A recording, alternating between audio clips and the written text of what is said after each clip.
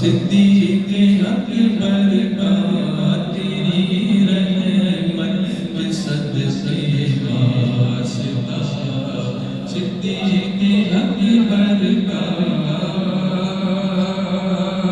بتا صدیق اکبر کا خدا سے فیض پاتا ہے گدا صدیق اکبر کا خدا سے فیض پاتا ہے خدا کے فضل سے میں ہوں گدا صدیق اکبر کا خدا کے فضل سے میں ہوں گدا صدیق اکبر کا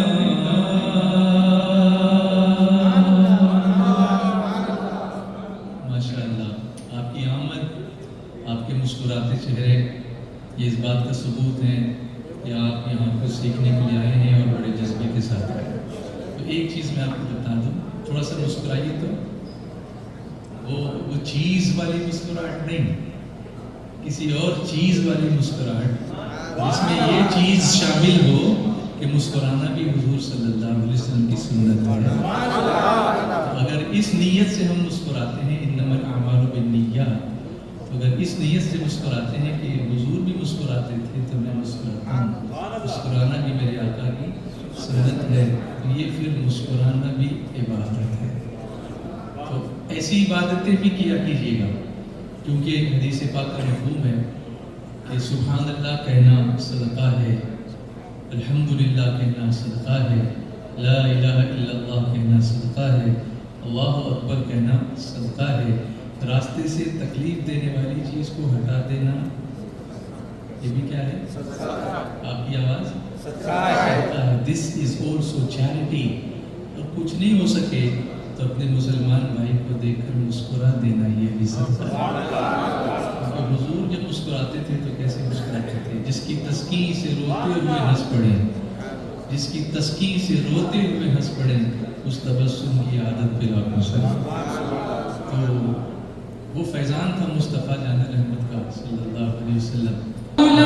جلد مدینے میں دل تڑپتا ہے، جلد مدینے میں دل تڑپتا ہے، جلد مدینے میں دل تڑپتا ہے، مدینہ دیکھ لے، مدینہ دیکھ لے زبان یا رسول اللہ، سو جان سے قربان یا رسول اللہ، سو جان سے قربان یا رسول اللہ، میرا دل اور میری جان یا رسول اللہ، سو جان سے قربان یا رسول اللہ، سو جان سے قربان یا رسول اللہ۔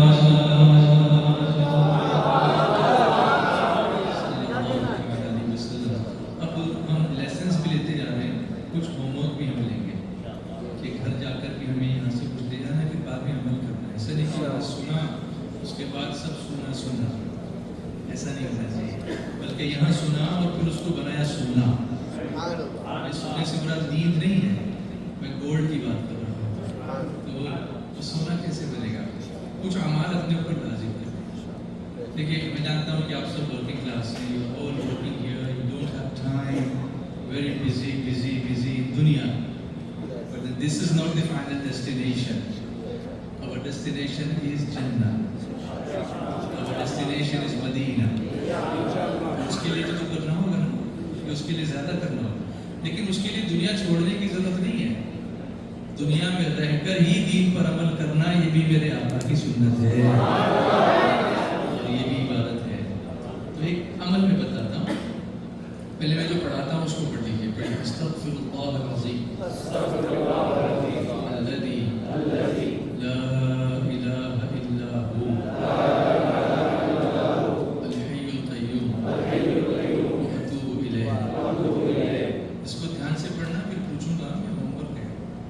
تو یاد ہونا چاہیے، یہاں یاد کر کے جانا ہے آپ کو.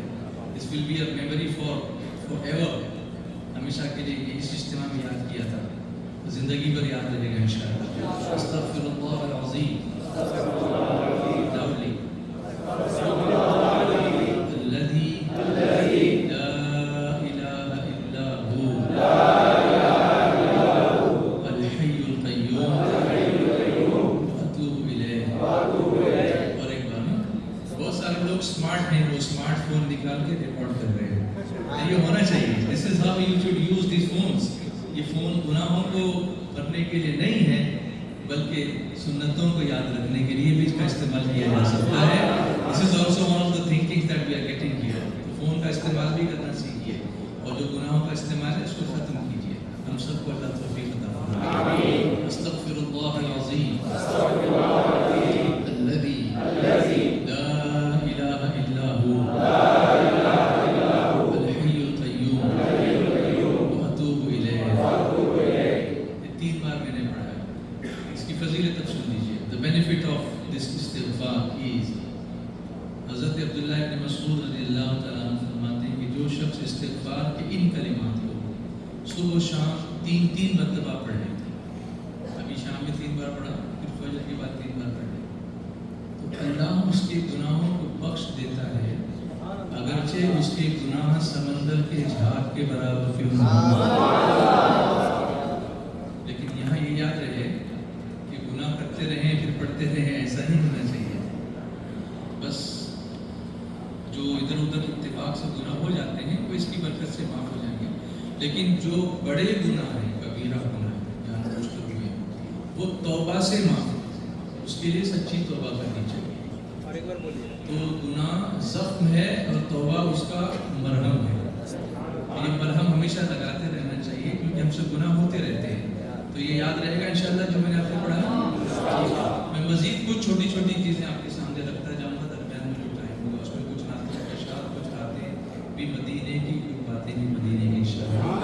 میں اس عظیم خطیب کو بلانے جا رہا ہوں جو اپنی مثال آپ ہیں، اور جنہوں نے پوری دنیا میں اللہ کے رسول صلی اللہ علیہ وسلم کے ارشادات سنا کر اور ذکر مصطفیٰ کر کے نوجوان نسل کو خاص طور سے متاثر کیا ہے. یہ اچھے مقرر بھی ہیں اور اچھے نعت بھی ہیں، اور اچھے مقرر کے ساتھ ساتھ نعت کو شاعر بھی ہیں. نعت پڑھتے ہیں، آپ کو شاید معلوم نہیں ہوگی کہ نعت بھی پڑھتے ہیں. میں کس کی بات کرتا ہوں یار، مکرر ہو جانتے ہیں آپ. سید امین زندہ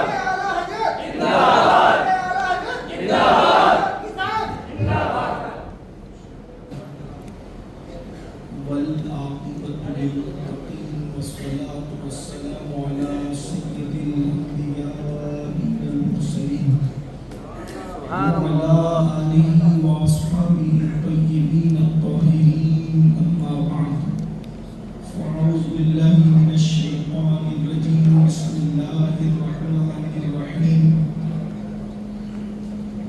منها خلقناكم وفيها نعيدكم ومنها نخرجكم تارة أخرى صدق الله العظيم وصياغم بمني بسر سما مدد قبلے مدد کعبہ ایمان مدد انتظار کرم پشکنن عینی را اے خدا جو خدا بین و خدا دا مدد بگردہ بے بلا افتاد کشتی ضعیفان و شکستہ رات کشتی وحق کی خواجہ عثمان ہارون مدد کن مدد کن مدد کن یا معین الدین چشتی منبر پر لغت افروز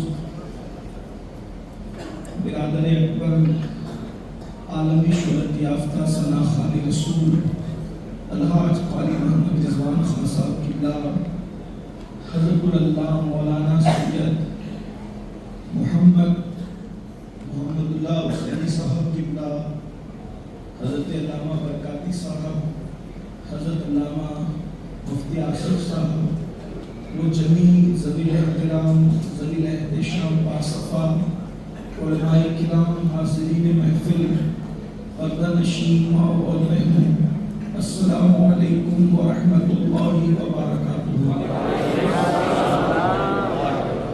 انتہائی احترام و عقیدت کے ساتھ اپنے اور ساری کائنات کے مرکز عقیدت علی سے بے قسم چار ساز دردمندہ ہم غریبوں کے غم گسار ہم فقیروں کی سربت شہریار ارم تاجدار حرم نوبہار شفاعت شب اسرا کے بوڑھا نوش بزم جنت دانائے سبل مولائے کل ختم الرسل خسرو خوباں سیاح لامکاں وجہ کل فکاں در اللہ المکنون سر اللہ المخزون عالم ما کانا وما یکون آبو گل انبیاء جانو دل اسفیاء مطلع ہر سعادت مقطع ہر سیادت خلاصہ کائنات فخر موجودات حضور مد مجتبی محمد مصطفیٰ ارواحنا فدا صلی اللہ تعالی علیہ وآلہ وصحبہ وبارک وسلم کی بارگاہ بے کس پناہ میں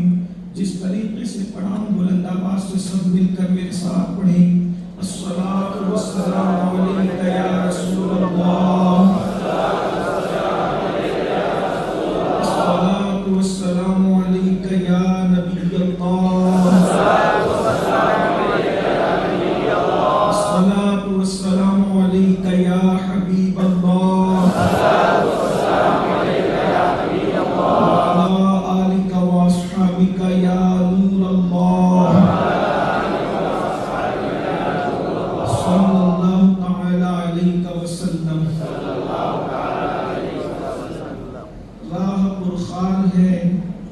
کیا ہونا ہے پاؤں افکار ہے کیا ہونا ہے دور جانا ہے رہا دن تھوڑا کوچ تیار ہے کیا ہونا ہے دل ہمیں تم سے لگانا ہی نہ تھا اب سفر بار ہے کیا ہونا ہے لوگوں سے چھپ کے کیے جس کے گناہ وہ خبردار ہے کیا ہونا ہے ان کو رحم آئے تو آئے ورنہ وہ کڑی مار ہے کیا ہونا ہے کیوں رضا کرتے ہو ہنستے اٹھو کیوں رضا کرتے ہو ہنستے اٹھو جب وہ غفار ہے کیا ہونا ہے آج کی یہ محفل سواد اعظم اہل سنت و جماعت کی عالمگیر تحریک سنی دعوت اسلامی دبئی کے زیر اہتمام عظیم الشان روح پرور سنی اجتماع آج اللہ تعالیٰ نے ہم سب کو شرکت کی توفیق عطا فرمائی ہم سب کے لیے ذریعہ نجات بنائے کفارہ سیئات بنائے مجھے جس عنوان کے حوالے سے منتظمین نے اجتماع میں پابند کیا ہے اسی مناسبت سے میں نے چند آیات تلاوت کرنے کا شرف حاصل کیا ہے۔ اللہ تبارک و تعالیٰ اس کے متعلق مجھے حق کہنے اور آپ سب کو حق سن کر اس پر عمل کرنے اور اسے عام کرنے کی توفیق عطا فرمائے۔ انسان مسافر ہے۔ اللہ کے رسول صلی اللہ علیہ وسلم نے ارشاد فرمایا کہ انسان دنیا میں ایسے زندگی گزارے جیسے کوئی مسافر کسی درخت کے نیچے تھوڑی دیر مسافر سستانے کے لیے رکتا ہے اور پھر واپس اپنے سفر کی طرف روانہ ہوتا ہے۔ ہم بھی مسافر ہیں۔ بدترین سوچ کے مالک وہ لوگ ہوتے ہیں جو اپنے سفر کو اپنی منزل تصور کرنے لگتے ہیں۔ مسافر جب اپنے سفر کو یا اپنے راستے کو منزل تصور کرنے لگے تو اس سے بڑھ کر کے ناکام کوئی ہو نہیں سکتا۔ ہماری زندگی کے مختلف اسفار کے حصے ہیں۔ مثال کے طور پر سفر کا ایک حصہ ہمارے خمیر سے لے کر جو ہے انسان کا وجود بننے تک، وجود بننے سے لے کر باپ کی پشت تک، باپ کی پشت سے لے کر ماں کے پیٹ تک، ماں کے پیٹ سے لے کر دنیا تک، اور دنیا سے لے کر قبر تک، قبر سے لے کے حشر تک، اور حشر کے بعد پھر منزل دو ہے۔ یا تو کسی خوش نصیب کو جنت ملنی ہے یا تو کسی کم نصیب کو اس کے مقدر میں جہنم آنی ہے۔ کم نصیب کیا بلکہ بد نصیب جو ہمیشہ ہمیشہ جہنم کے اندر رہیں گے، ان سے بڑھ کر بد نصیب کون ہو سکتا ہے؟ اب تک کا جو سفر ہے وہ صرف کرم الہی کی بنیاد پر طے ہوا ہے۔ آگے کا سفر بھی اللہ ہی کے کرم سے طے ہوگا، لیکن چونکہ دنیا دارالعمل ہے اور اس دنیا کے اندر ہمیں ہمیشہ نہیں رہنا بلکہ ہمیں اس دنیا سے جلدی کوچ کرنا ہے۔ کوئی 30 سال جیے گا، کوئی 50 سال جیے گا، کوئی 100 سال جیے گا۔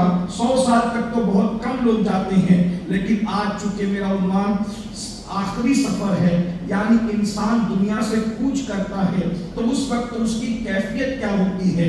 ہم نے اس کی تیاری نہیں کی۔ اور یاد رکھنا، اگر کوئی تیاری کر بھی لے تو یہ سفر آسان نہیں ہے۔ ابھی آپ اگر آگے وقت رہا اور سنیں گے تو آپ کو احساس ہوگا کہ غالب نے بہت صحیح رونا رویا تھا کہ ڈبایا مجھ کو ہونے نے، نہ میں ہوتا تو کیا ہوتا۔ سارا جھگڑا اور سارا طوفان اور سارا نقصان تو صرف ہونے کا ہے۔ اگر ہم نہ ہوتے تو کائنات میں فرق کیا پڑتا؟ لیکن ہمارا سب سے بڑا نقصان یہ ہے کہ ہم ہو گئے۔ ہونا ہی سب سے بڑا نقصان ہے غالب کے نزدیک۔ اللہ اکبر! اس یہ فکر کوئی نئی نہیں ہے، بلکہ جس کو واقعی اللہ کی معرفت نصیب ہوئی، ہر معرفت والے نے یہی کہا۔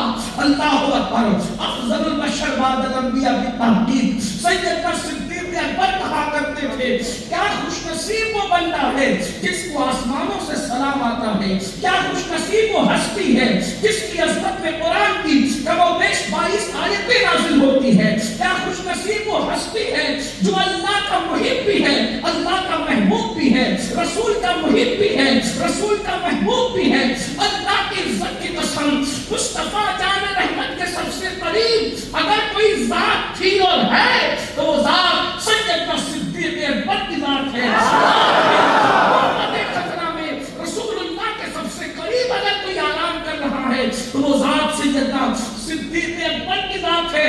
وہ صدیق اکبر کہا کرتے تھے، کاش میں انسان بنا کر پیدا نہ کیا گیا ہوتا، میں انسان بن کر کے دنیا میں نہ آیا ہوتا، کسی مومن کے سینے کا ایک بال بنا دیا جاتا تاکہ قیامت کے دن اللہ کی بارگاہ میں جواب دینے سے بچ جاتا۔ اور یہ صدیق کا قول ہے، اور صدیقہ بنت صدیق جس کے بستر پہ قرآن نازل ہوتا ہے، وہ ام المومنین کہتی ہے، کاش عائشہ پیدا نہ ہوئی ہوتی، عائشہ نے جنم نہ لیا ہوتا، بلکہ اللہ اکبر فرماتی ہے میرا وجود ہی نہ ہوتا، اور اگر پیدا ہو گئی تھی تو بچپنے ہی میں میرا انتقال ہوتا، میں مر جاتی اور بھولی بسری ہو جاتی، تاکہ قیامت کے دن اللہ کی بارگاہ میں جواب دینے سے بچ جاتی۔ فاروق اعظم کہا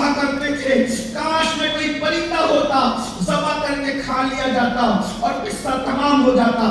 بہرحال یہ اقوال میں نے یوں پڑھے، مگر آج جو عنوان ہے سفر آخری سفر جس سے ہم سب کو گزرنا ہے، بہت آسان نہیں ہے. یہ آخری سفر کیا ہے؟ ایک بات آپ کو بتاؤں، شاعری کی دنیا الگ ہے، حدیث کی دنیا الگ ہے، حقیقتوں کی دنیا الگ ہے. موت کیا ہے؟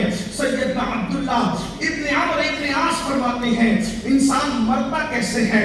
ابھی اس میں نیک اور بد کا کوئی فرق نہیں کیا جا رہا ہے، مطلقاً موت کی بات ہو رہی ہے.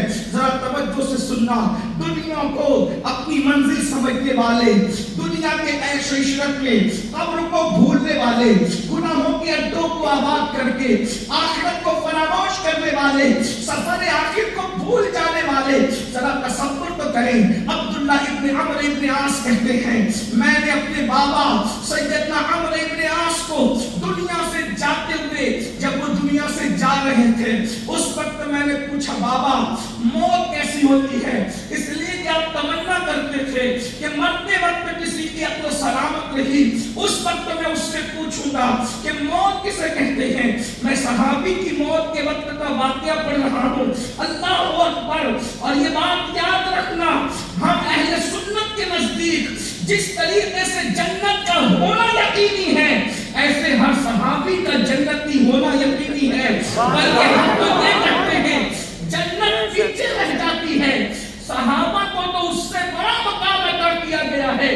جو جنت پیچھے ہے، مقام صحابیت اس اعتبار سے آگے ہے کہ قرآن کہتا ہے تمام صحابہ کے لیے رضی اللہ عنہم ورضوا عنہ. اور اللہ کی رضا سے بڑھ کر کیا چیز ہو سکتی ہے؟ جب اللہ نے ان سے رضا کا اعلان کر دیا ہے، قرآن کہتا ہے وَرِضْوَانٌ مِّنَ اللَّهِ أَكْبَرُ. اللہ کی رضا سے بڑی چیز کیا ہو سکتی ہے؟ تو جنت پیچھے رہ گئی اللہ کی رضا کے سامنے. جب اللہ ان سے راضی ہو گیا، ارے جنت تو ہر ایک کو نصیب، جس کے دل میں ذرہ برابر ایمان ہوگا جنت تو اس کو بھی نصیب ہوگا. صحابہ تو پھر صحابہ ہے، اور صحابہ پھر کیا ہے؟ میرے امام کہتے ہیں خدا ان کو کس پیار سے دیکھتا ہے. ان آنکھوں کو اللہ پیار سے دے. اس شعر پہ ذرا اگر آپ غور کریں تو بات سمجھ میں آئے گی.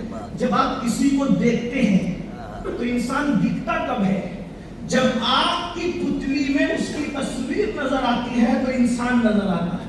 قربان جائیں، اللہ کو محبوب سے پیار کتنا ہے. محبوب ہم تیرے چہرے کو تو دیکھ ہی رہے ہیں، لیکن جن پتلیوں میں تیری تصویر بن جاتی ہے ہم اس کو بھی پیار سے کس پیار سے دیکھتا ہے؟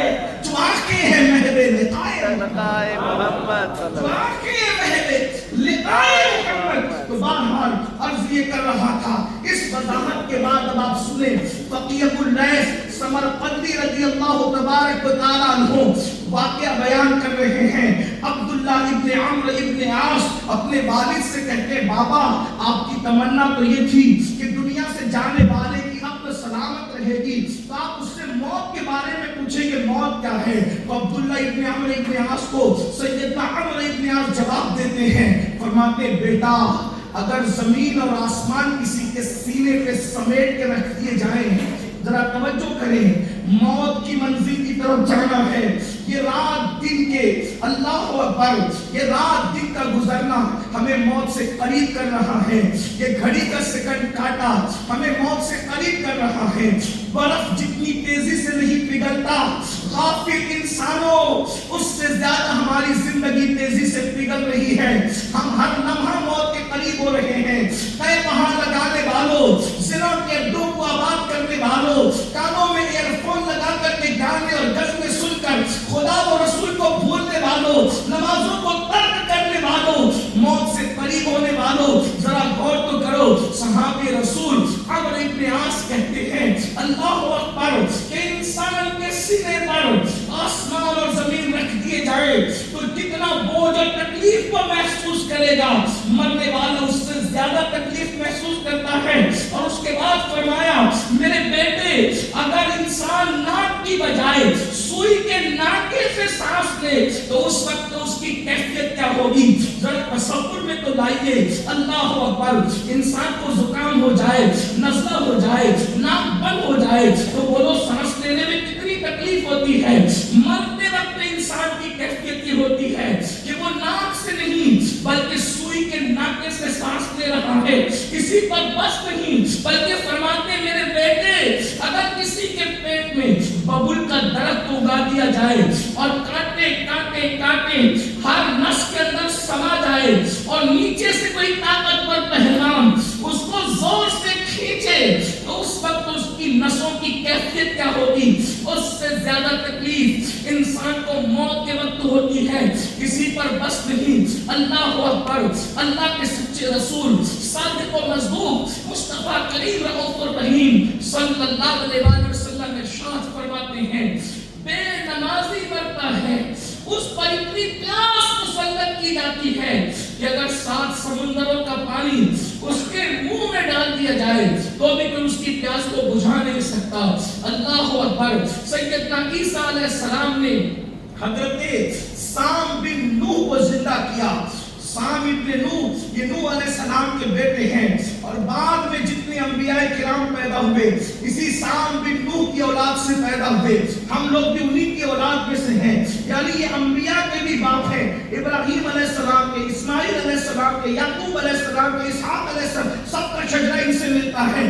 جب ان کو حضرت عیسیٰ علیہ السلام نے زندہ کیا عیسائیوں نے کہا تھا نئی نئی قبروں میں سے مردے نکال کے زندہ کرتے ہیں, ہو سکتا ہے شاید وہ مرے ہی نہ ہو, کسی پرانی قبر سے نکال کے بتائیے. تو آپ نے بڑی پرانی قبر سام بن نوح کی وہاں پر مردہ زندہ کیا. تو سام بن نوح تھے اور نوح علیہ السلام کے بیٹے وہ اٹھ کر کہتے ہیں کیا قیامت آ گئی؟ کیا قیامت نہیں آئی؟ آپ بتائیں آپ کا کیا حال ہے؟ کہ میں نوح علیہ السلام کا بیٹا سام ہوں. اور کہا مرے ہوئے دنیا سے گئے ہوئے ہزاروں سال بیت گئے. توجہ کرنا, موت کا نیک اور بد کا بھی کوئی فرق نہیں بیان ہو رہا ہے, صرف موت بیان ہو رہی ہے. سام بن نوح کہتے ہیں اے اللہ کے پیغمبر عیسیٰ ہزاروں سال بیت چکے ہیں موت کا مزہ چکے ہوئے, مگر موت کے وقت جو تکلیف بھی تھی ابھی بھی میں اس کو محسوس کر رہا ہوں. ابھی بھی موت کے وقت کی تکلیف ختم نہیں ہوئی.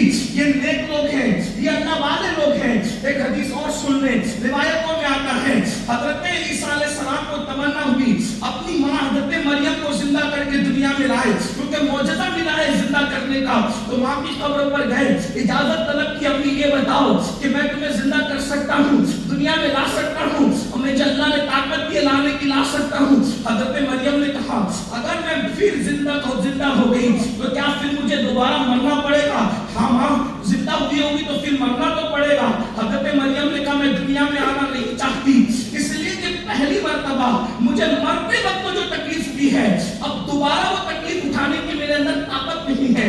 اندازہ فرمائے یہ بطول کا حال ہے, یہ کنواری مریم کا حال ہے. اللہ اکبر. یہ تو موت ہے, اس کے بعد موت کے بعد کی کیفیت کیا ہے؟ اللہ اکبر. حدیث پاک میں آتا ہے اللہ کے سچے رسول صادق و مصدوق مصطفیٰ کریم رؤوف الرحیم صلی اللہ علیہ وسلم فرماتے ہیں جب مرنے والا مرتا ہے اس کے پاس فرشتہ آتا ہے اور آنے کے بعد کہتا ہے جب اس کی روح نکل رہی ہوتی ہے بہت گھمنڈ انسان کو اپنی طاقت پر, بہت گھمنڈ انسان کو اپنی شہرت پر, بہت گھمنڈ انسان کو اپنے مال پر, بہت گھمنڈ انسان کو اپنے نسب پر, بہت گھمنڈ انسان کو اپنے علم پر, بہت گھمنڈ انسان کو اپنے حسن پر, او اپنے علم و حسن اور طاقت حسن نسب پر غرور کرنے والوں, ایک وقت وہ آئے گا جب موت کا فرشتہ اللہ اکبر روح کو شکنجے میں جکڑ کر کے جسم سے روح کا تعلق توڑ رہا ہوگا. اس وقت ایک دوسرا فرشتہ یہ کہے گا اپنی طاقت پر گھمنڈ کرنے والے کہاں گئی تیری طاقت اس وقت؟ تو کیسے بے بس پڑا ہوا ہے, کیسے بے بس پڑا ہوا ہے.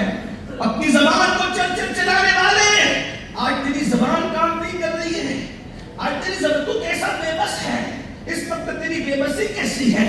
اللہ اکبر. اور اس کے بعد پھر کہتا ہے اللہ اکبر کہاں گئے تیرے دوست, کہاں گئے تیرے یار, کون ہے کون ہے؟ انسان دوستوں کے لیے ٹائم نکال رہا ہے, اللہ کے لیے نہیں نکال رہا ہے. انسان کو دوستوں کی رضا و ناراضگی کا خیال ہے, اللہ کی رضا ناراضگی کا خیال نہیں. اور جب اس کو کفن پہنایا جا رہا ہوتا ہے اس وقت فرشتہ کہتا ہے جو مال تم نے جمع کیا تھا کہاں گیا تیرا مال؟ حلال و حرام میں تمیز کے بغیر جو مال تم نے جمع کیا تھا کہاں ہے وہ مال؟ بتا کہاں گیا. یہی ہے نا, آج مال مال مال مال میں ڈوبے, سب چھوڑ کے جانا ہے. میں تو لوگوں کو کہتا ہوں میرے بھائی, مال کماؤ بھی, جماؤ بھی, انجوائے بھی کرو, مگر آخرت کو مت بھولو. جو مال قبر میں ساتھ نہیں جائے گا, اس کو کمانے کے لیے دبئی تک, لندن تک, امریکہ تک انسان آتا ہے جاتا ہے, لیکن جو نیکی قبر میں ساتھ جائے گی, گھر کا کمرہ چھوڑ کے مسجد تک اس کو حاصل کرنے کے لیے نہیں جاتا. ہم سے بڑا بیوقوف کون ہے, نادان کون ہے, بڑا گھمانڈ ہے عقل پر. یہ عقل ہے انسان جو بچوں کے لیے چھوڑ جانا ہے, اس کے لیے ساتھ ساتھ سمندر چھلانگ کر جا رہے پیسہ کمانے, اور جو قبر میں نیکی جانے والی ہے, اس نیکی کو کمانے کی کوئی فکر ہی نہیں. اور ہم سے زیادہ غافل کون ہے؟ کفن پہناتے وقت تو فرشتہ یہی تانا دے گا, کہاں گیا تیرا مال؟ بہت مال جمع ہے نا, کوئی لے گیا, اور جو لے گئے ان کو کوئی فائدہ بھی پہنچا سکتا ہے مال؟ کیا فائدہ پہنچا سکتا ہے؟ سوچو, مال کمانے کے لیے منع نہیں کیا جا رہا ہے, مال جمانے کے لیے بھی منع نہیں کیا جا رہا ہے. الحمدللہ ہم تو صوفیہ کے غلام ہیں. محمود غزنوی جیسے بادشاہ کو شیخ ابو الخقانی جیسے لوگ قرضہ دیا کرتے تھے. ہمارے یہاں مال کمانا اور جمانا کوئی بری بات نہیں ہے. محبوب الہی نظام الدین اولیاء جیسے لوگوں کے یہاں مال کی اتنی فراوانی تھی اخیر عمر کے اندر کہ گھوڑوں کی گردن میں چاندی کی زنجیریں ڈالی جاتی تھی. حضور غوث پاک کے یہاں مال کی اتنی فراوانی تھی کہ روزانہ نیا لباس پہنتے تھے اور لنگر پھر اور ساری چیزیں. لیکن مال کمانے جمانے پہ مجھے کوئی اعتراض نہیں ہے, لیکن ہم نبی سے لے کر کے غوث تک, غوث سے لے کر امام اعظم تک, ہمارے یہاں تو کوئی ہمیں غریب نظر ہی نہیں آتا. یہ طرح عنوان ہے, میں کوئی بات اس پہ نہیں کروں گا, لیکن جو عنوان ہے اس پہ بات کرنا چاہتا ہوں. وہ مال قبر میں جائے گا کیا, مجھے بتائیں. ہم نے کوئی نیکی کے لیے کچھ کیا کیا؟ 5 وقت کی نماز پڑھ کے صرف کام نہیں بننے والا جب تک ہم گناہ سے نہ بچیں. یہ کیسی نماز ہے کہ 5 وقت کی نماز بھی پڑھ رہے, موبائل کے اندر گندی پکچر بھی گھڑی ہوئی ہے, موبائل کے اندر قرآن بھی ہے, موبائل کے اندر گندی پکچر بھی ہے. غور تو فرمائیں. ابھی میں اس کے جواز اور عدم جواز کا کوئی بات نہیں کر رہا ہوں, میں صرف یہ پوچھنا چاہتا ہوں کہ مجھے بتائیں, موبائل کے اندر گنبد خضرا کی تصویر بھی ہے, موبائل کے اندر ہیرو کی تصویر بھی ہے. کیا ہے اسلام نیکی کمانے پر جتنا زور نہیں دیتا, اس سے زیادہ گناہ سے بچنے پہ زور دیتا. اسلام کے نزدیک سب سے زیادہ گناہ سے بچنا اہم ہے. کیوں؟ جو گناہ سے بچے گا وہ نیکی ہی کرے گا, بلکہ گناہ سے بچنا خود بہت بڑی نیکی ہے. آج گناہ سے بچ نہیں پا رہے, ڈوبے ہوئے ہیں. تو بہرحال اب قرآن کی تلاوت کرنے والے تو دنیا سے چلے ہی گئے, وہ چند انگلیوں پہ گن سکتے ہیں, اور ہمیں لے کر قرآن چھوڑ دیں گے, حضور ہماری شفاعت کریں گے. میں تو اپنی قوم سے صرف اتنا کہنا چاہتا ہوں, حضور کی شفاعت یاد رہ گئی, حضور کی شکایت کیوں یاد نہیں ہے؟ کیونکہ اللہ کے رسول علیہ السلام نے جہاں شفاعت کی حدیث بیان کی, وہیں شکایت کی حدیث بھی بیان کی. تصویر کا ایک رخ دیکھا, دوسرا رخ نہیں دیکھا. محشر میں حضور شفاعت کریں گے, ضرور کریں گے, تو شکایت بھی کریں گے. آقا فرماتے ہیں ان لوگوں کی میں شکایت کروں گا, اللہ یہ میری وہ قوم ہے جس نے قرآن کو چھوڑ دیا تھا. شفاعت کرنے والا جب شکایت کرنے پر آ جائے تو جنت میں کون لے جائے گا, ذرا اس پر غور کر لیں. ہم نے قرآن بھی چھوڑ دیا, قرآن مقدس کی تعلیمات کو فراموش نہیں کر دیا. تو عرض یہ کر رہا تھا, مرنے کے بعد پھر مرحلہ ہے. اب میں جلدی سے چل رہا ہوں. مرنے کے بعد مرحلہ ہے قبر کا. یہ ہے سفر آخرت جس سے ہم سب کو گزرنا, اس سے انکار کسی کو نہیں. قرآن کہتا ہے اینما تکونوا یدرککم الموت ولو کنتم فی بروج مشیدہ. اگر تم مضبوط قلعوں میں جا کے چھپ جاؤ, تمہیں وہاں بھی موت آ کر کے رہے گی. موت سے چھوٹ. کوئی حضرت یوسف علیہ السلام جیسا خوبصورت ہو تو بھی وہ موت سے نہیں چھوٹ سکتا. کوئی حضرت ایوب جیسا صابر ہو تو بھی موت سے وہ نہیں چھوٹا. کوئی فرعون جیسا طاقتور مالدار ہو وہ بھی موت سے نہیں چھوٹا. کوئی ابراہیم جیسا خلیل ہو, موت کا مزہ وہاں بھی چکھایا گیا. کوئی نمرود جیسا سر دلکش ہو، موت وہاں بھی آئی۔ ہم تو یہ کہتے ہیں اللہ اکبر، موت سے بچا۔ ایک خالق موت ہے جو حی و قیوم ہے، اس کو موت نہیں آتی۔ وَالدَّيَّانُ لَا يَمُوتُ، خدا کو موت نہیں آنے والی۔ موت تو وہ ہے کہ موت کو بھی ایک دن موت ہے، ایک دن موت بھی مرے گی۔ اور فرمائے موت اس کا نام، موت کو بھی موت سے چھٹکارا نہیں ہے، موت کو بھی موت آئے گی، موت کی بھی موت ہوگی۔ یہ میرے اللہ کی شان بے نیا الصمد ہے، حی و قیوم ہے، اس کے سوا کوئی باقی رہنے والا نہیں۔ کل من علیہا فان ویبقى وجہ ربک ذو الجلال والاکرام، اس کے وجہ کریم کے، اس کی ذات کے سوا کوئی باقی نہیں رہے، سب فنا ہو جائیں گے، سب فنا ہو جائیں گے کافی کو، لیکن حشر تک نعت حضرت کا زبانوں پر سخن رہتا ہے۔ اس کے بعد قبر کی منزل ہے، قبر کی۔ آئیے قبر کیا ہے؟ ایک آخرت کا سفر ہے جس سے ہم سب کو گزرنا ہے، اس کو سن لیں۔ جب مردے کو قبر میں رکھا جاتا ہے تو ایک فرشتہ پھر تانا دیتا ہے، کہتا ہے کل تو اسی زمین پہ اترا کر اور اکڑ کر چلتا تھا، آج دیکھ اس زمین کے اندر تو بے بس ہے۔ اور اللہ کے رسول صلی اللہ علیہ وآلہ وسلم فرماتے ایک دن میں 7 مرتبہ قبر انسان کو آواز دیتی ہے، ایک دن میں 7 مرتبہ۔ میں اندھیرے کا گھر ہوں، میں بے بسی کا گھر ہوں، میرے اندر کیڑے مکوڑے ہیں، میرے لیے تیاری کر، کوئی سامان اکٹھا کرے۔ 7 بار، ایک دن میں 7۔ مؤذن 5 بار صدا دیتے ہیں، قبر 7 بار۔ کسی کو ہے قبر کی تیاری کی فکر؟ جس کمرے میں چند سال نہیں رہنا، وہ کمرہ کتنا سجایا ہے، اور جس قبر میں صدیوں رہنا ہے، اس قبر کی کیا تیاری کی ہے، کیا عقل مندی۔ وہاں بھی تو کوئی ٹھنڈک کا انتظام کرو، اے سی تو بہت لگا لی نا گھروں میں، پنکھے لگا لی، نرم گدے، اے سی۔ قبر میں بھی کوئی نرم گدے کا انتظام کرو، اور وہ اپنے ہاتھ میں نہیں ہے، وہ یار کو راضی کرنے کا، کچھ عمل کرنے کا۔ زمین کے اوپر پاک کرنے والے جب اپنی قبر میں رکھے جاتے تو اللہ کے رسول صلی اللہ علیہ وآلہ وسلم فرماتے قبر کہتی ہے میں تجھے پسند نہیں کرتی کیونکہ تو نے میری تیاری نہیں کی، میرے اوپر تو ظلم کرتا تھا، جرم کر کے، گناہ اور پاپ کر کے تو ظلم کرتا تھا میرے اوپر، آج تجھے وہ مزہ چکھاؤں گی کہ تیری ہڈیاں توڑ دوں گی۔ قبر کہتی ہے، آج ہم کہتے ہیں میں زنا کر رہا ہوں کوئی دیکھے نہ دیکھے، میں نرم نرم گدوں پر گندی فلمیں دیکھ رہا ہوں کوئی دیکھے نہ دیکھے، میں سود کھا رہا ہوں، حرام کھا رہا ہوں، کسی پہ ظلم کر رہا ہوں، کسی لڑکی پر پاپ کی نظر ڈال رہا ہوں کوئی دیکھے نہ دیکھے، میں جھوٹ بول رہا ہوں، دھوکہ، کون کیا کرے گا؟ کوئی کچھ نہیں کرے گا۔ ان بطش ربک لشدید، تیرے رب کی پکڑ بڑی سخت ہے۔ سب سے ڈرنے والے رب کی پکڑ کی طرف توجہ کر، جب وہ پکڑ کرنے پر آتا ہے تو دنیا کی کوئی طاقت بچا نہیں سکتی۔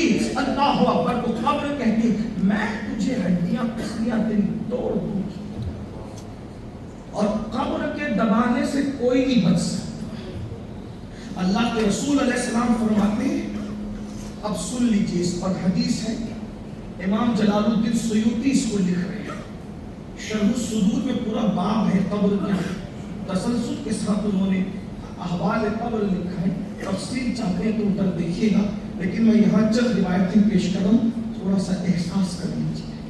یہ اجتماع بھیڑ جمع کرنے کے لیے نہیں ہے، یہ احتساب کے لیے ہے۔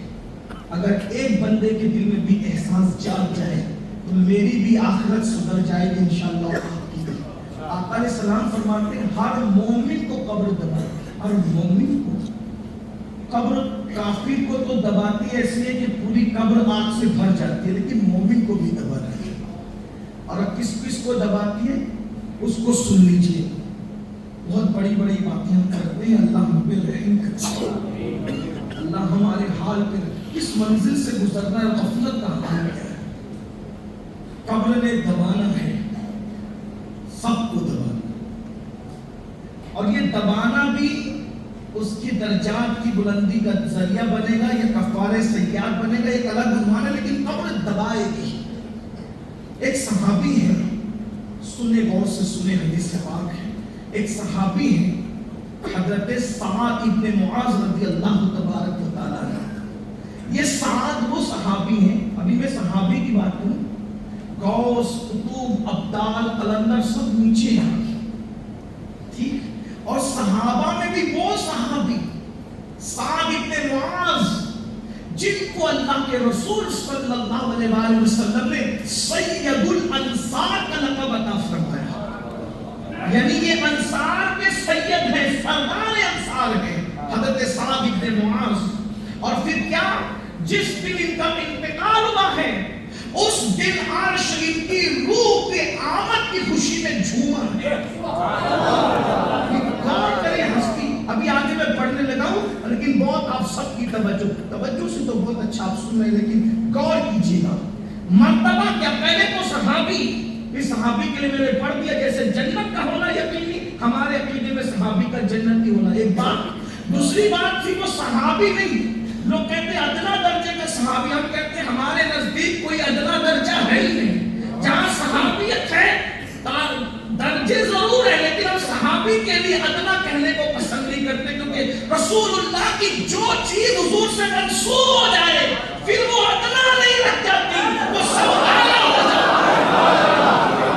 درجات ضرور ہے ان کے در، اسی لیے ہم نبی کے شہر کو کبھی گاؤں نہیں کہتے، کیونکہ گاؤں چھوٹی بستی کو کہا جاتا ہے، اور ہم نبی کے شہر کو ہمیشہ شہر نہیں کہتے، گاؤں نہیں کہتے۔ ارے جس میں جبریل عرب سے اترے وہ گاؤں کیسے ہو سکتا ہے؟ جانے طیبہ ہے وہ باغ کہ مرغے سدرا برسوں چہکے ہیں جہاں بلبلے شیدا۔ جہاں وزراء اور امراء ہے وہ گاؤں نہیں ہوتا، تو جہاں بلبلے سدرا مرغ کی شکل میں چہکے پھر وہ گاؤں کیسے ہو سکتا ہے؟ تو حضور کی کوئی چیز ہم ادنا نہیں کہہ سکتے، کہتے کیونکہ ہم عشق کے بندے ہیں، ہم عشق کے بندے ہیں، کیوں بات بڑھ رہی ہے؟ تو عرض یہ کر رہا تھا سید الانصار حضرت سعد ابن معاذ، دوسری بات ان کی روح آسمانوں پر گئی تو عرش و خوشی میں جھوما۔ میرے امام نے اس کو بھی بیان کیا، مومن کی روح پہ عرش جھومتا ہے، عرش پہ دھومے مچے، وہ مومن سوادے ملا، فرش سے ماتم اٹھے وہ طیب و طاہر گیا، واسطہ پیارے کا ایسا ہو کہ جو سنی مرے، یوں نہ فرمائے تیرے شاہد کہ وہ فاجر گیا، اور ٹھوکریں کھاتے پھرو گے ان کے در پہ پڑ رہو، قافلہ تو اے رضا اول گیا آخر گیا۔ سید الانصار جس کی روح آسمانوں پہ پہنچی تو عرش و خوشی میں جھوما، 70,000 فرشتے ان کے جنازے میں آئے۔ 70، یہ مقرر کا، خطیب اور ناظرین کا قول نہیں ہے، یہ سید المعصومین بتا رہے ہیں، غیب دا نبی عالم ما کانا وما یکون بتا رہے ہیں۔ 70,000 فرشتے جس کے جنازے میں اترے، اور مجھے 70,000 فرشتوں پر تعجب نہیں، وجہ اس سے بڑی بات ہے۔ 70,000 فرشتے تو آئے لیکن سید المعصومین جس کے جنازے میں جائے یہ اس سے بڑا اعزاز ہے۔ فرشتوں کے نزول سے بڑا اعزاز حضور کا پہنچ جانا ہے، اس لیے کہ فرشتے تو خادم، ارے ان کا سردار خادم ہے تو فرشتے تو پھر فرشتے، جبریل امین خادم ہے نا۔ شب معراج قلبوں پر پیشانی رکھ کر کیا بتا رہے ہیں کہ اصل مخدوم تو یہ ہے، اور میرے امام جھوم کر گنگنا رہے ہیں، تاج روح القدس کے موتی جسے سجدہ کرے، رکھتی ہے کتنا وقار اللہ اکبر کے۔ جبریل امین کے سر کے تاج کے موتی جس کے تلووں کو سجدہ کرے وہ میرے مصطفیٰ کریم کے تلوے ہیں، جس کے تلووں کے جلوے کا یہ عالم ہے، اس کے رخسار کے جلووں کا عالم کیا ہوگا؟ اللہ نے ایسا محبوب دیا۔ بات سید الانصار ہیں، عرش جھوما ہے، 70,000 فرشتے آئے ہیں، اور جب ان کو ان کی قبر میں اتارا جا رہا ہے تو اللہ کے رسول علیہ السلام و تسلیم وہاں بنفس نفیس موجود ہے۔ میں علماء کی معلومات میں تو کوئی اضافہ نہیں کر سکوں گا، لیکن ان کی توجہ اس لیے چاہتا ہوں کہ اگر کوئی غلطی کروں تو میری اصلاح کریں۔ ایک طالب علم ہونے کی حیثیت سے میں آپ کے سامنے کچھ عرض کرتا ہوں۔ امام سیوطی لکھ رہے ہیں کہ جب قبر تیار ہو گئی ہے تو اللہ کے رسول کے چہرے پر افسردگی کے آثار ہیں۔ سید الانصار سعد بن معاذ، عرش جھوم رہا ہے، 70,000 فرشتوں کا نزول ہو رہا ہے، سید العالمین جنازے میں موجود ہے، صحابہ جنازے میں موجود ہیں، اور حضور کے چہرے پر افسردگی کے آثار قبر تیار ہونے کے بعد حضور نے کہا سبحان اللہ الحمدللہ الحمدللہ اللہ اکبر اللہ اکبر۔ پھر کچھ دیر گزری ہے کہ حضور کے چہرے پر خوشی کے آثار ظاہر ہوئے۔ صحابہ کرام نے عرض کی یا رسول اللہ صلی اللہ علیہ وآلہ وسلم، ہمارے ماں باپ آپ کے قربان، سعد کی قبر پر آپ کے چہرے پر غم کے آثار کی وجہ، پھر خوشی کے آثار کی وجہ۔ میرے سرکار نے فرمایا اے میرے صحابہ، تمہارے اس نیک بھائی پر، حضور جس کو نیک کہتے ہیں، اس سے بڑا نیک کون ہو سکتا ہے؟ تمہارے منہ سے جو نکلی وہ بات ہوگی، لیکن ایک بات آپ کو اب غور سے سنیں، آقا فرماتے ہیں کس منزل سے ہمیں اور آپ کو گزرنا ہے، بھول گئے۔ آقا فرماتے ہیں تمہارے اس نیک بھائی پر اس کی قبر تنگ ہو گئی تھی، بلکہ دوسری روایت میں فرمایا اتنا دبایا سعد کو اس کی قبر نے کہ سعد ایک بال کی طرح ہو گئے۔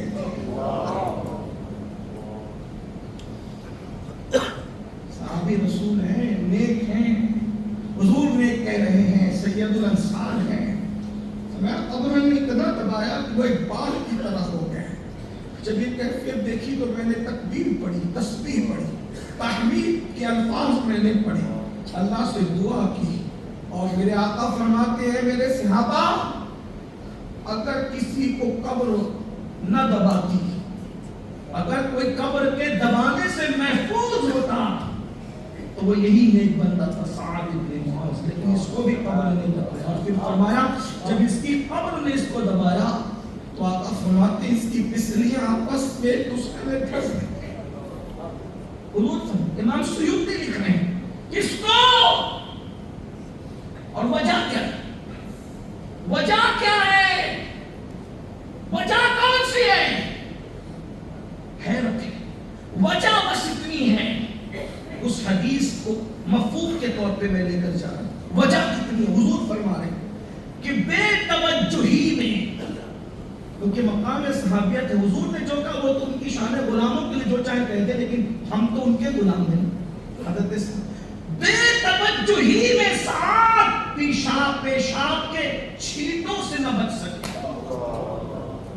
بے توجہی میں سعد پیشاب کے چھینٹوں سے نہ بچ سکے، اس وجہ سے قبر نے اتنا دبایا۔ آقا فرماتے ہیں دونوں طرف کی ہڈیاں آپس میں گھس گئی۔ مصنف ابن عبد الرزاق میں ہے، صحابہ کہا کرتے تھے کہ حضور کی اس حدیث سے زیادہ سخت حدیث پھر ہم نے محسوس نہیں کی، کہ جب سعد کو قبر نے دبایا تو ہم کون ہیں؟ اور اسی پہ بس نہیں، اب اس سے اور بڑی بات، کاش کہ ہم سوچتے قبر کیا ہے، ہم تو بس شاعروں کے چکر میں آگے کہہ رہے کہ جو ہوگا دیکھا جائے۔ یہ سعد کی قبر ہے۔ میرے آقا علیہ السلام نے فرمایا سن لیجئے ذرا غور سے سنیے، جسے قبر کے فرمایا قبر کے دبانے سے کوئی نہ بچا سوائے ایک کے۔ اب تک جتنے لوگ دنیا سے جا چکے تھے ایک ہستی کا ذکر کیا حضور نے، حالانکہ بعد میں اور بھی لوگ بچے اور پھر بعد میں حدیثیں آئی ہیں، لیکن اس وقت جب یہ حدیث بیان ہوئی فرمایا ایک ہستی ہے جس کو قبر نے نہیں دبایا، اور وہ میری ماں فاطمہ بنت اسد ہے۔ یہ مولا علی کی امی جان، جن کو حضور چچی نہیں کہتے تھے بلکہ اپنی ماں کہتے تھے، وہ میری چچی نہیں، وہ میری ماں ہے، بس اس کو قبر نے نہیں دبایا۔ اس کی وجہ بھی کیا بنی پتہ ہے؟ ان کی تدفین سے پہلے حضور خود قبر میں لے گئے تھے اور اپنا تہمت ان کو کفن کے لیے دیا تھا، اور اس کے بعد سوائے فاطمہ بنت اسد کے سب کو اس کی قبر میں دبایا۔ تو پوچھنے والے نے پوچھا یا رسول اللہ کیا آپ کے بیٹے قاسم کو بھی قبر نے دبایا؟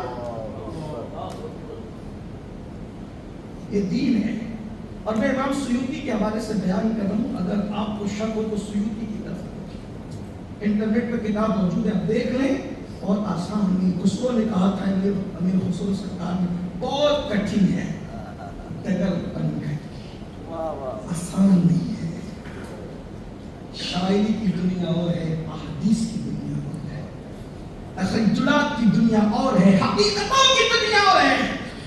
جب حضرت قاسم کے بارے میں پوچھا میرے آقا سے، یا رسول اللہ آپ کے بیٹے قاسم ان کو بھی قبر میں دلوایا؟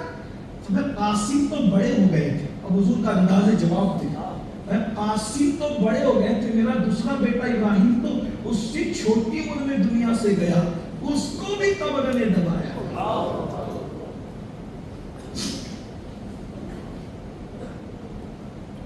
نبی کے بیٹے، حقیقی بیٹے، جن کے بارے میں فرمایا کہ میرے بعد اگر کوئی نبی ہوتا، ایک حدیث تو یہ کہ عمر ابن خطاب ہوتے، اور ایک مقام پہ فرمایا اگر قاسم اور ابراہیم جوان ہوتے تو وہ نبی ہوتے، مگر چونکہ بعد میں نبوت تھی نہیں، اس لیے اللہ نے مرد ہونے سے پہلے ان کو دنیا سے اٹھا دیا. کون ہے؟ نسب کے اعتبار سے ان کے نسب کا ہے کوئی مقابلہ؟ اور اس کے بعد صحابہ کہتے ہیں کہ جب سیدہ زینب بنت محمد کا وصال ہوا، میں حضور کے شہزادے اور شہزادیوں کا ذکر کرتے ہیں، تو میں جب زینب بنت محمد کا وصال ہوا تو ہم نے حضور کو بہت غمگین پایا، بار بار آسمان کی طرف اٹھا کر کے نظر دیکھتے تھے، ان کے لیے دعا کرتے تھے، پھر قبر میں اترے اور پھر دعا کی. ہم نے اس کی آقا آج ہم آپ کو بہت غمگین دیکھ رہے ہیں. اور میں ہاں میری بیٹی کمزور ہے نا، تو میں سوچتا تھا کہ اس کمزور کو قبر دبائے گی، تو میں اللہ سے دعا کر رہا تھا کہ مولا میری بیٹی پہ رحم فرما، میری بیٹی پہ رحم فرما. پھر میں نے اللہ سے دعا کی تو بعد میں قبر میں رکھنے کے بعد بھی میری بیٹی زینب پر رحم کے بعد میری بیٹی زینب کو جب قبر نے دبایا تو ایسی آواز بلند ہوئی کہ انسان اور جن کے علاوہ پوری مخلوق کے اس آواز کو سنا. یہ سیدہ زینب کی قبر، سیدنا قاسم، سیدنا ابراہیم، سعد بن معاذ، ان لوگوں کی قبر. آپ غور فرمائیے، ذرا توجہ کیجیے بھائیوں. ہم اللہ کے رسول علیہ السلام تو پھر جو بے نمازی ان کے لیے فرماتے چاروں طرف سے قبر دباتی اور پسلی آپس میں ایسے مل جاتی، یوں اپنے گورے گورے خوبصورت ہاتھوں کو اٹھا کر فرماتے. ایک دن حضرت سیدہ عائشہ صدیقہ نے عرض کیا، رسول اللہ صلی اللہ علیہ وسلم جب سے آپ نے بتایا کہ قبر دباتی ہے، بہت دباتی چاروں طرف سے، اب مجھے کچھ اچھا نہیں لگتا. اور میدان اور قبر کے اندر جو منکر نکیر آتے ہیں، نکیرین، ان کی حالت یہ ہے کہ وہ اتنا بڑا ہتھوڑا لے کر آتے ہیں کہ سارے انسان اور جنات مل کر بھی اگر اس ہتھوڑے کو اٹھانا چاہیں تو اٹھا نہ سکتے. اور ان کے دانت بیلوں کے سینگ کی طرح ہوتے ہیں، اس سے آگ نکل رہی ہوتی ہے. ان کے ناخن جو ہوتے ہیں وہ لوہے اور تانبے کے ہوتے ہیں. ان کی آنکھیں دیگوں کی طرح ہوتی ہیں، اس سے بھی آگ نکل رہی ہوتی ہے، اور سر سے لے کے پیر تک کے بالوں میں ہوتے ہیں، اور زمین کو چیرتے ہوئے آتے ہیں اور جھنجھوڑ کر کے اٹھاتے ہیں. تو ایسی آواز آتی ہے بجلیوں کی چنگاڑ کی طرح. تو ام المومنین سیدہ عائشہ صدیقہ نے عرض کیا، رسول اللہ مجھے کچھ اچھا نہیں لگتا کہ یہ قبر میں کیا ہوگا، کیسے ہوگا. تو میرے آقا نے فرمایا، عائشہ اللہ کو راضی کر لیا جائے. اگر اللہ کو راضی کر لو تو پھر یہ شان ہو کہ نکیرین کے قدموں کی جو چنگھاڑ ہے وہ تمہیں عصمت سرمے کی طرح لگے. جیسے عصمت نام کا جو سرما ہے آنکھ میں نہیں لگتا، تو فرمایا ایسے لگے. اور جب قبر دباتی ہے ان سے جن سے اللہ راضی ہوتا ہے تو ایسے لگتا ہے جیسے کوئی ماں اپنے بیٹے کو بہت دنوں کے بعد بچھڑنے کے بعد سینے سے لگا. ہمارے قائد، ہمارے امیر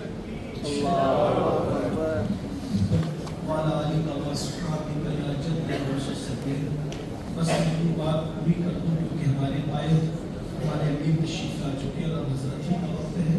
آگے گفتگو جاری رکھنے سے حضرت کی جو مفکرانہ گفتگو ہم سن کر استفادہ کرتے اس میں میں مخل نہیں ہونا چاہتا، اس لیے کہ آپ جانتے ہیں، آپ سبھی کو پتہ ہے کہ ہم جو بھی ٹوٹی پھوٹی آپ کی خدمت کرتے ہیں، اسی مرد قلندر کی تربیت کا نتیجہ ہے۔ من عالم کے مندان ہماری حیثیت کیا ہے؟ بس اتنا عرض کرتا ہوں، یہ قبر اور قبر کے احوال ہیں۔ میرے امام فرماتے ہیں، اندھیرا گھر، اکیلی جان، دم گھٹتا، دل اٹھاتا، خدا کو یاد کر پیارے، وہ ساعت آنے والی ہے۔ خدا کو یاد کر پیارے، وہ ساعت آنے والی ہے۔ اس لیے جو قبر کے احوال اللہ کے رسول علیہ السلام نے وقت سے پہلے ہمیں بتا کر آگاہ کیے، ہم اس پر غور کریں، توجہ کریں اور اتنا سوچیں کہ ہمیں اپنی دنیا سے جانا ہے۔ اللہ تبارک و تعالیٰ ہم سب کی موت کو آسان کرے، قبر کے احوال درست فرمائیں، اللہ ہم سب کی ایمان اور عقیدے کی حفاظت فرمائے۔ گفتگو کے درمیان اگر کوئی غلطی ہو اللہ تعالیٰ معاف فرمائے۔ وعلینا من البلاغ۔ السلام علیکم۔